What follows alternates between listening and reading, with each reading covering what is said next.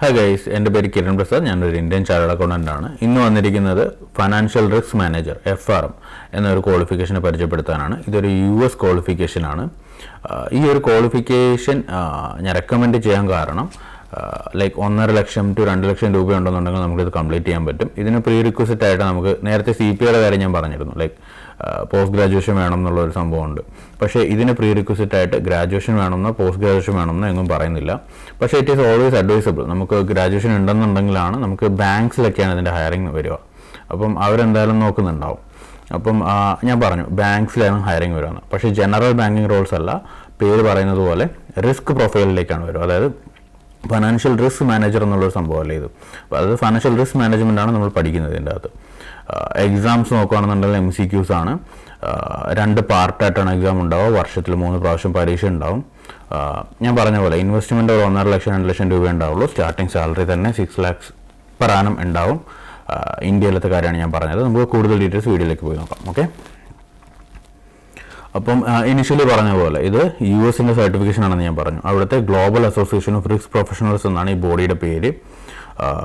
Like 1 ലക്ഷത്തോളം certified professionals ഇതുവരെ ഉള്ളൂ. ഓക്കെ, ഇതിൻ്റെ സ്കോപ്പ് നോക്കിക്കഴിഞ്ഞാൽ ഞാൻ പറഞ്ഞിരുന്നു ഇന്ത്യയിലുണ്ട്, അതുപോലെ തന്നെ UAE-ലും ഒക്കെ ഉണ്ട്. മെയിനായിട്ട് നോക്കുകയാണെന്നുണ്ടെങ്കിൽ ഗോൾഡ്മാൻ സാക്സ്, ബാർക്ലേസ് ഇങ്ങനത്തെ ബാങ്കുകളായിരിക്കും, JP Morgan ഇങ്ങനത്തെ ബാങ്കുകളായിരിക്കും നമുക്ക് കൂടുതൽ സാലറി തന്നെ ഹയർ ചെയ്യാൻ സാധ്യതയുള്ളത്. ഇന്ത്യൻ ബാങ്ക്സിനും ആവശ്യമുണ്ട്, പക്ഷേ ഞാൻ പറഞ്ഞു റിസ്ക് പ്രൊഫൈലിലേക്കാണ് ഹയർ ചെയ്യുക. ക്രെഡിറ്റ് റിസ്ക്, ഓപ്പറേഷണൽ റിസ്ക് ഇങ്ങനത്തെ കാര്യങ്ങളാണ് നോക്കുക. നമുക്ക് വീഡിയോയിൽ ബാക്കി കാര്യങ്ങൾ സംസാരിക്കാം. അപ്പം എലിജിബിലിറ്റി ക്രൈറ്റീരിയ ഞാൻ പറഞ്ഞു. നമ്മൾ ഗ്രാജുവേഷൻ വേണമെന്ന് ഇതിൻ്റെ അകത്ത് പറയുന്നില്ല, പക്ഷേ നമ്മൾ ജോലി കിട്ടുന്ന സമയത്ത് എന്തായാലും ഗ്രാജുവേഷൻ ആവശ്യമായിരിക്കും. ഓക്കെ, എക്സ്പീരിയൻസ്, അതായത് നമുക്ക് ഈ എക്സാം എഴുതാൻ വേണ്ടിയിട്ട് ഗ്രാജുവേഷൻ വേണമെന്നില്ല. ഫൈനൽ ഇയർ ആണെന്നുണ്ടെങ്കിൽ നമുക്കത് ചെയ്യാം. എക്സ്പീരിയൻസ് വേണം. അതായത് ഈ ഒരു സർട്ടിഫിക്കേഷൻ നമുക്ക് അവാർഡ് ചെയ്ത് കിട്ടാൻ വേണ്ടിയിട്ട് എക്സ്പീരിയൻസ് വേണം. പക്ഷേ ഒരു പാർട്ട് 1 പാസ്സായി കഴിഞ്ഞാൽ 4 വർഷത്തിനുള്ളിൽ പാർട്ട് 2 പാസ്സായാൽ മതി. അപ്പോൾ തന്നെ നമുക്ക് ജോലിക്ക് അപ്ലൈ ചെയ്ത് തുടങ്ങാം. ജോലി കിട്ടാനും സാധ്യതയുണ്ട്. എക്സാം പാറ്റേണിൻ്റെ കാര്യം ഞാൻ ആദ്യം പറഞ്ഞിരുന്നു. 2 പാർട്ടായിട്ടാണ് നടത്തുന്നത്. അതിൽ ഒരു ഫസ്റ്റ് പാർട്ടിൽ 100 MCQs ഉണ്ടാവും, സെക്കൻഡ് പാർട്ടിൽ 80 MCQs ഉണ്ടാവും. 2 പരീക്ഷയും ലൈക്ക് 4 hours വെച്ചിട്ടാണ് ഉണ്ടാവുക. ഒരു വർഷത്തിൽ 3 പ്രാവശ്യമാണ് ഇതിൻ്റെ വിൻഡോസ് ഓപ്പൺ ആയിട്ടുണ്ടാവുക. സിലബസ് നിങ്ങൾക്ക് ലൈക്ക് സ്ക്രീൻ പോസ് ചെയ്ത് വെച്ചിട്ട് നോക്കാൻ പറ്റും. അതായത് റിസ്ക് ആണ് ബേസിക്കലി ഇവർ പഠിപ്പിക്കുക ഇതിൻ്റെ അകത്ത്. മാർക്കറ്റ്, ക്രെഡിറ്റ് റിസ്ക് അങ്ങനത്തെ സംഭവങ്ങൾ. കുറച്ച് ഡീപ്പായിട്ട് പറയുകയാണെന്നുണ്ടെങ്കിൽ ലൈക്ക് ഇപ്പോൾ നമ്മൾ ലോൺ, ക്രെഡിറ്റ് റിസ്ക് എന്ന് പറഞ്ഞു കഴിഞ്ഞാൽ നിങ്ങൾക്ക് വേറെ വീഡിയോസ് നോക്കിയാൽ അറിയാൻ പറ്റും. എന്നാലും ഞാനൊരു ബേസിക് സംഭവം തരാം. അതായത് നമ്മളിപ്പോൾ ലോണൊക്കെ കൊടുക്കുമ്പോൾ ഈ ഒരു പാർട്ടിക്ക് ഇത് തിരിച്ചടയ്ക്കാനുള്ള കേപ്പബിലിറ്റി ഉണ്ടോ എന്ന് അനലൈസ് ചെയ്യുന്നതൊക്കെയാണ് ക്രെഡിറ്റ് റിസ്ക് എന്ന് പറഞ്ഞ ഒരു സംഭവത്തിൽ വരുന്നത്. ഓപ്പറേഷണൽ റിസ്ക് എന്ന് പറഞ്ഞു കഴിഞ്ഞാൽ ഒരു കമ്പനീൻ്റെ ഇൻറ്റേർണൽ പ്രോസസ്സുകൾ കാരണം ആ കമ്പനി ഫെയിൽ ആവാൻ സാധ്യതയുണ്ടോ എന്ന് നമ്മൾ അനലൈസ് ചെയ്യുന്നതാണ് ഓപ്പറേഷണൽ റിസ്ക്.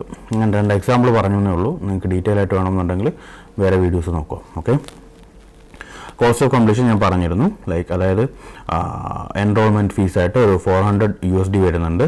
പിന്നെ ഓരോ പാർട്ടിൻ്റെയും ഫീസാണ്. ഓൾ ഇൻ ഓൾ ഒരു 1.5 ലക്ഷം രൂപയ്ക്കുള്ളിൽ തീരേണ്ടതാണ്. 1.5 ലക്ഷം to 2 ലക്ഷം ഡിപ്പെൻഡിങ് ഓൺ നിങ്ങൾ എവിടെ നിന്നാണ് കോച്ചിങ് എടുക്കുന്നതനുസരിച്ചിട്ട്. പാസ് പെർസെൻറ്റേജ് ഡിഫിക്കൽട്ടി നോക്കി കഴിഞ്ഞാൽ അറൗണ്ട് 40 to 50% ആണ് പാസ് പെർസെൻറ്റേജ്. ഒരു 240-250 hours പെർ പാർട്ടാണ് നമ്മൾ പഠിക്കേണ്ടി വരിക. ലൈക്ക് ഒരു ലൈക്ക് ഫൈനാൻസിൽ ഒരു PG എടുക്കുന്ന അത്രയും ഡിഫിക്കൽട്ടി ഇതിന് ഉണ്ടാവുള്ളൂ. ഓക്കെ, ഇത്രയും ഉണ്ടാവുള്ളൂ എന്ന് ഞാൻ പറയാൻ കാരണം ലൈക്ക് ബാക്കി പ്രൊഫഷണൽ ക്വാളിഫിക്കേഷൻസിനെ വെച്ചാണ് ഞാൻ കമ്പയർ ചെയ്യുന്നത്. ACCA, CPA, CA ഇങ്ങനത്തെ ക്വാളിഫിക്കേഷൻസ് വെച്ച് നോക്കുമ്പം കമ്പാരിറ്റീവ്ലി ഈസിയർ ആണ്. ഓക്കെ, കരിയർ ഓപ്പർച്യൂണിറ്റീസ് ഞാൻ പറഞ്ഞു. റിസ്ക് പ്രൊഫൈലിലേക്കാണ് നമുക്ക് വരുവാന്ന് ഞാൻ പറഞ്ഞിരുന്നു. അതായത് അനലിസ്റ്റ് ആയിട്ട് വരാം, മാനേജറായിട്ട് വരാം, ഡയറക്ടറായിട്ട് വരാം. സാലറിയുടെ കാര്യം ഇന്ത്യയിലാണെന്നുണ്ടെങ്കിൽ ഫ്രഷറായിട്ട് കയറുമ്പോൾ 6 lakhs to 10 lakhs വരെ ആയിരിക്കും ഉണ്ടാവുക. വിദേശത്താണെന്നുണ്ടെങ്കിൽ, അതായത് ഇപ്പോൾ ഉദാഹരണത്തിന് UAE-ലൊക്കെ ആണെന്നുണ്ടെങ്കിൽ ആ സാലറി ഭയങ്കരമായിട്ട് പിന്നെയും കൂടുന്നുണ്ടാവും. പക്ഷേ ജോലിയിൽ കയറി പറ്റുമോ എന്നുള്ളതാണ് ഡിഫിക്കൽട്ടി. ഇന്ത്യയിലും വിദേശത്തും ഒരുപോലെ സ്കോപ്പ് ഉണ്ടെന്ന് ഞാൻ നേരത്തെ തന്നെ പറഞ്ഞിരുന്നു. ലൈക്ക് ഒന്നുകൂടെ സമ്മറൈസ് ചെയ്യുകയാണെന്നുണ്ടെങ്കിൽ 2 പാർട്ടായിട്ടാണ് പരീക്ഷ ഉണ്ടാവുക. വർഷത്തിൽ 3 പ്രാവശ്യം വിൻഡോസ് കാണും. Overall cost 1.5 to 2 lakhs rupees ആയിരിക്കും. പാസ് പെർസെൻറ്റേജ് അറൗണ്ട് 50 ആയിരിക്കും. നമ്മൾ ഏത് റീജിയനിൽ വർക്ക് ചെയ്യുന്നു എന്നുള്ളതനുസരിച്ച് സാലറി മാറിക്കൊണ്ടിരിക്കും. ഓക്കെ, പിന്നെ ഓൺ എ സെപ്പറേറ്റ് നോട്ട് എനിക്കൊരു ടെലിഗ്രാം ഗ്രൂപ്പ് ഞാൻ തുടങ്ങിയിട്ടുണ്ട്.